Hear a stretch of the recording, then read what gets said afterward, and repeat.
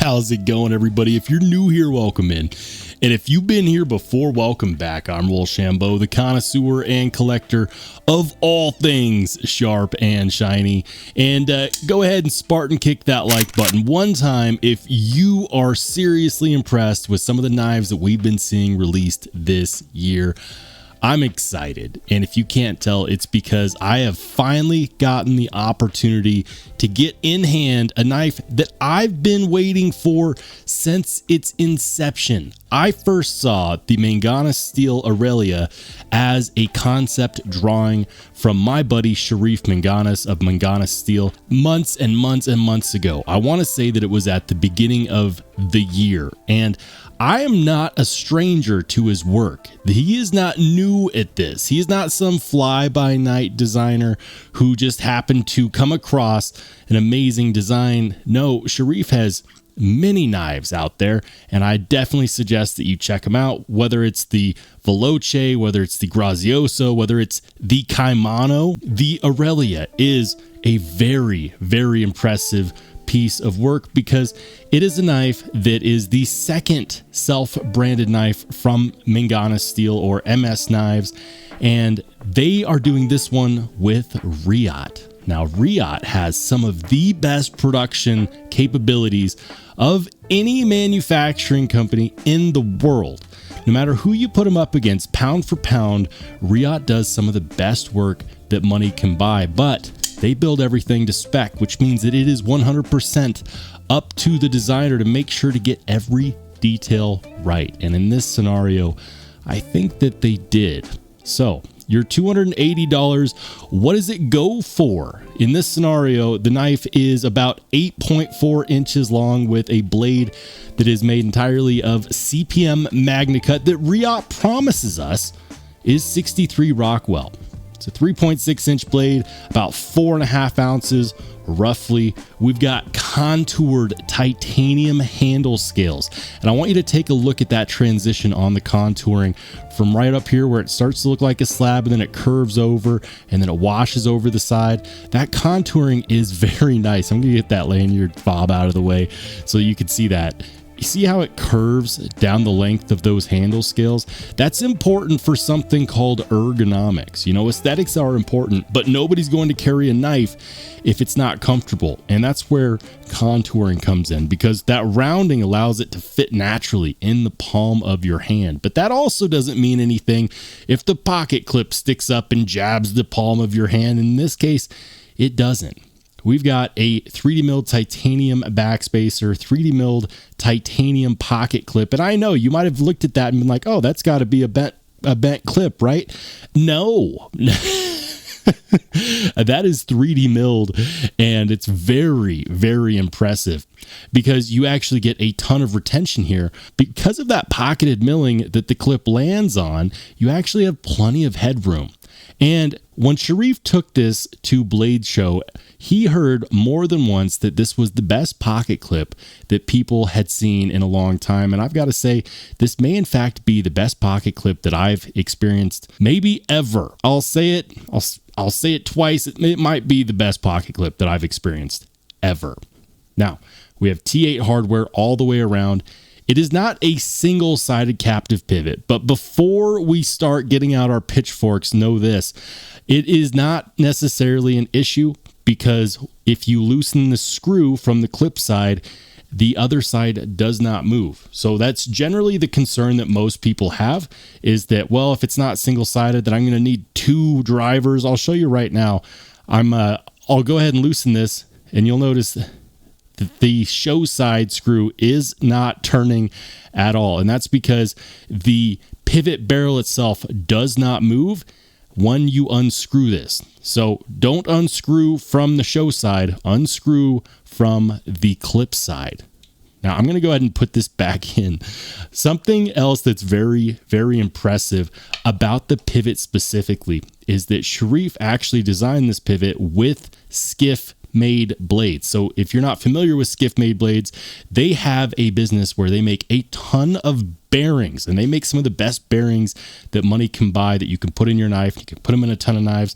But not only that, Skiff has also started coming out with super thick washers that can sometimes be placed in knife pivots as well. And this knife was designed specifically with what's called a dual way pivot. So it will come with ceramic bearings. However, if you prefer the silky smooth action that you get from washers, the eventual break-in period, which is oh so sweet, you can in fact install the Skiff thick washers instead, and you can actually get the perfect action for you. Now, I'm not sure if I would even take it that far because the action on this guy is sublime.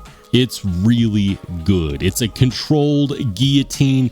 It's glassy and it's very smooth. The detent on the knife is also clicky and very lock bar heavy. I really enjoy this. There's not a bad way to deploy this, thanks in part to these very well done thumb studs. Check out the stepping on those thumb studs. Those are fantastic. Now, the second option you have for deployment is going to be a front flipper, and the front flipper snaps like a whip. That front flipper is very satisfying indeed. Oh, that's good.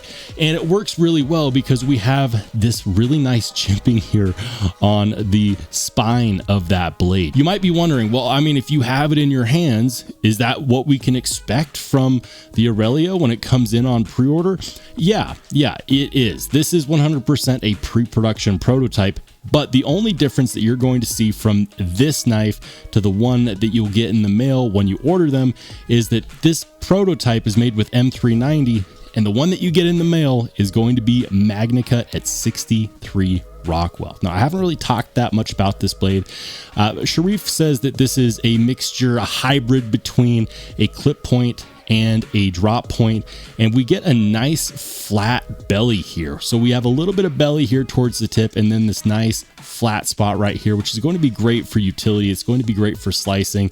It's going to give you a nice angle so that if you want to do some pull cuts or some draw cuts, you can do that. He's not exactly telling us where to put our fingers on here, but it's just kind of assumed. You just lock up like that and you forget about it because life is good. That flat grind comes down to a very, very slicey edge geometry as well. And from the factory, I can tell you that at least on this pre-production prototype, it's sticky. That is a very sticky edge, and I like it. The blade finish is a stonewash finish with a high polish, and that is very attractive as well. I'm not surprised, guys. I'm not surprised. Riot, again, I'll say it twice for the people in the back, Riot does some of the best production work that money can buy. Now, this knife should, by all means, be a $380 knife, and I think that they would still sell for that price. It's not every day that we get something like a dual-way pivot, that we get T8 hardware all the way around, this excellent 3D milled titanium hardware, the fact that we have an inverted lock bar relief cutout, that we have milled internals. Check that out. Look at all the milling on there. This knife is not a small knife, and for those who didn't really register when I said that this knife is about 8.4 inches, I'll go ahead and put it up against a Spyderco paramilitary 2. It is a little bit longer than a paramilitary 2, but it's made of contoured titanium. That's crazy. This is not a small knife. This year, it seems like everyone's going after the full-size knives, and this is going to be great for those of you with the big paws, with the mitts that need lots of real estate, and you're not going to be let down because this is going to fit even the large hands. I wear a medium to large size men's glove, and I can get more than a full fist on this guy.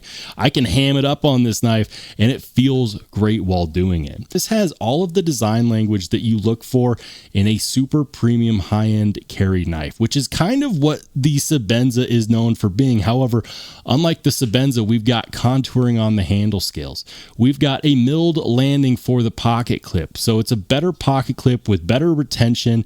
It goes in and out of the pocket easily. Now, according to the MS Knives website, the lead time on these is looking to be about 4 months, which means that if you do the pre-order and the pre-order fills up, which I imagine that it will, you're looking to be getting these at early first quarter of 2025. I would say think somewhere in the realm of a January or February, all things considered. I don't think that this knife could have come out any better than it already has, and truthfully, I'm really excited to see it once it finally launches after the pre-order is complete. But I'm curious to see what your thoughts are. What do you think of the MS Knives Aurelia?